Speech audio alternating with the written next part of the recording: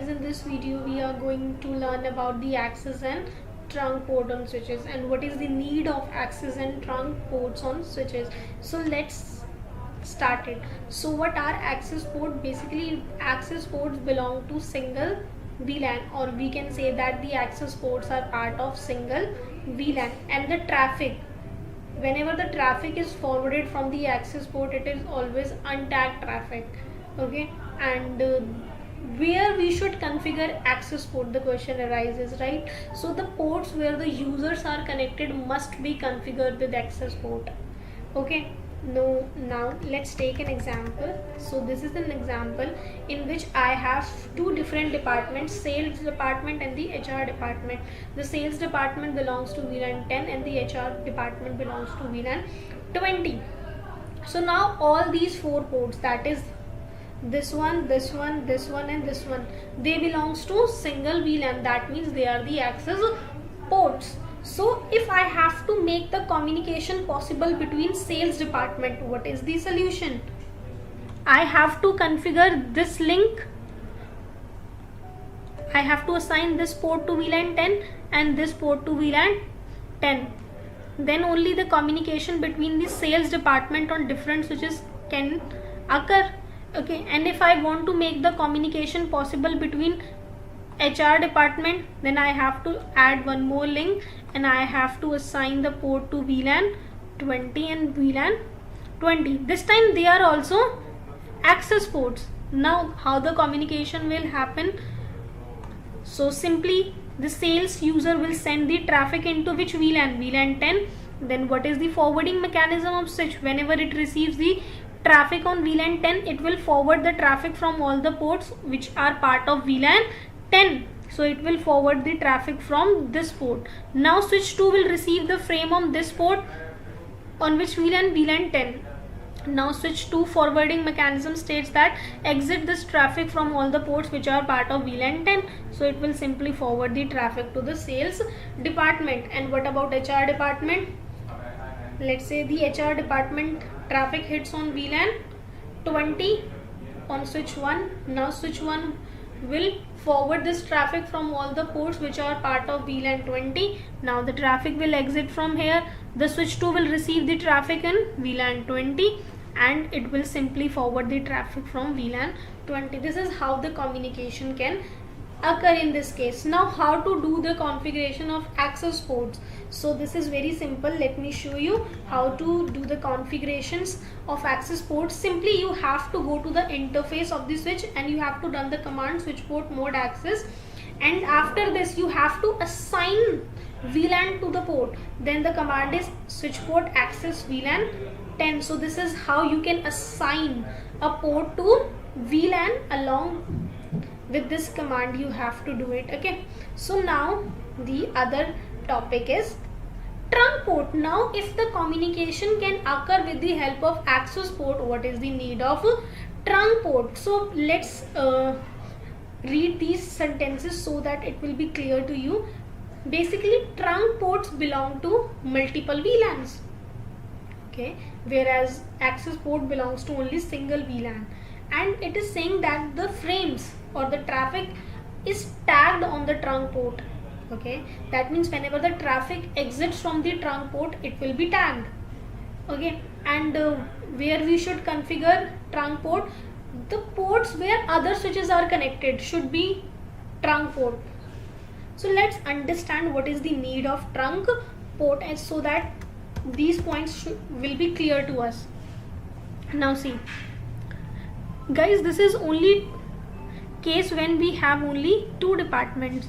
There can be a possibility that 10 departments are present here and 10 same departments are present here. That means we require 8 more VLANs, right? So how to make the communication possible between these VLANs? So we have to add 2 already here, then I have to add 8 more links between switch 1 and switch 2. I think this is not a good practice. Like every time when there is a different VLAN, we have to add one more link between switches. So the cost is increasing So what is the solution? So the solution is we do not have to configure these ports as access ports. So the solution is you simply add one link. Simply add a single link and make these ports as trunk ports. These ports as trunk port. Now trunk port can carry multiple VLANs. That means in a single time it can carry VLAN 10 information, VLAN 20 information. If there are any other VLANs, it can carry that VLAN traffic as well. Okay, now the second thing which we have to learn about the trunk ports. Now see how communication will happen. Now let's suppose again sales department wants to communicate with sales department. Now what will happen? So again the sales department traffic will hit on port number 10. Let's suppose this is a broadcast traffic. So what is the forwarding mechanism? States that I have to exit this traffic from all the ports which are part of VLAN 10 plus trunk port. We have to exit this traffic from the trunk port because the trunk port is member of multiple VLANs. So right now it is member of VLAN 10 as well as VLAN 20. So now switch will forward the traffic from here. Now the other switch will receive the traffic on this port. Now how switch will be able to understand that this particular frame belongs to VLAN 10, because we have not mentioned anything that it belongs to VLAN 10. So guys, here whenever the traffic exit from the trunk port, the frame will be encapsulated. That means some extra information will be added to this frame that I belongs to VLAN 10. Now when the switch receives this frame, it will check the tagging. By looking at the tag, switch 2 will get to know that this frame belongs to VLAN 10. So I have to deliver this particular frame to all the ports which are part of VLAN 10. So switch 2 will simply forward the traffic from this port, and sales department will receive it. Okay, so if there is a HR department traffic, then when the traffic will exit from the trunk, the tag of 20 will be added, so that the switch 2 will be able to understand that this particular frame belongs to VLAN 20 and it should deliver it into VLAN 20 only. So that's why it is mentioned here that the frames are tagged on trunk port. Okay, and how to make the configurations on trunk port? So as I have told you that the frames are tagged, so there are two tagging mechanism, okay, that we are going to discuss into our other videos. So first of all, before making any port as trunk, you have to define the tagging mechanism.